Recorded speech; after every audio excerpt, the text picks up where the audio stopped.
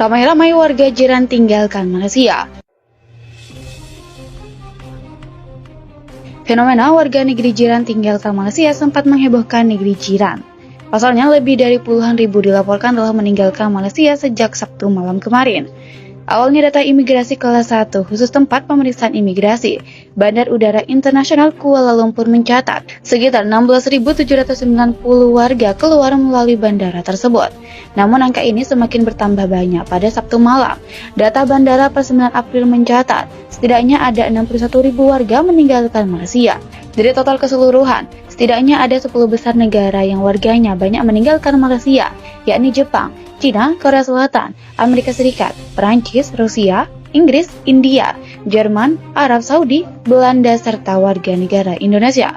Selain itu, warga dari negara tetangga RI juga tercatat melakukan eksodus seperti Filipina, Thailand, hingga Singapura. Lalu, apa alasan banyak warga negeri jiran dan WNA yang meninggalkan Malaysia?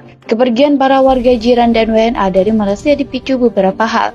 Salah satu alasannya adalah semakin parahnya konflik Malaysia dengan beberapa negara tetangganya. Kementerian Dalam Negeri meminta warga Indonesia yang ada di Malaysia untuk berhati-hati menjauh dari pendemo dan untuk kembali sesegera mungkin ke tanah air.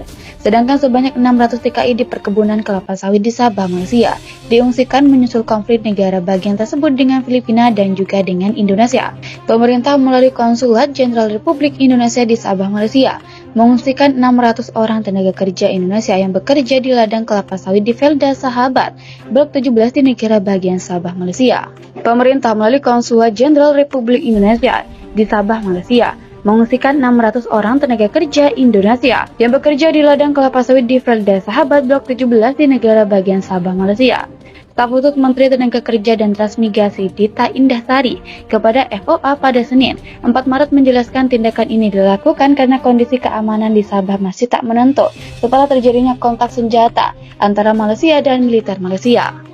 Dita memastikan hingga kini kondisi tenaga kerja Indonesia dalam kondisi selamat dan gaji mereka masih tetap dibayar oleh pihak perkebunan. Jadi kita berkoordinasi terus dengan Konsulat Jenderal RI di negeri bagian Sabah.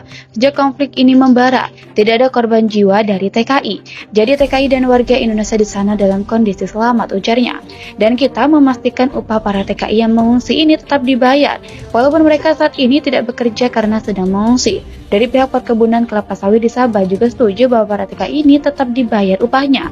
Dita menambahkan dari 52 blok perkebunan kelapa sawit yang memperkerjakan sebanyak 8.000 orang tenaga kerja asal Indonesia, Blok 17 adalah wilayah yang paling rawan. Ia mengatakan Kementerian Tenaga Kerja dan Transmigrasi juga telah berkoordinasi dengan Komando Daerah Militer 4 karena mempunyai kewenangan menjaga wilayah utara Kalimantan Timur yang berbatasan langsung dengan negara bagian Sabah dan sebagian kecil Sarawak, termasuk di sebelah timur laut perairan Kalimantan Timur yang berlokasi tidak jauh dengan Laut Sulu dan batas Laut Filipina.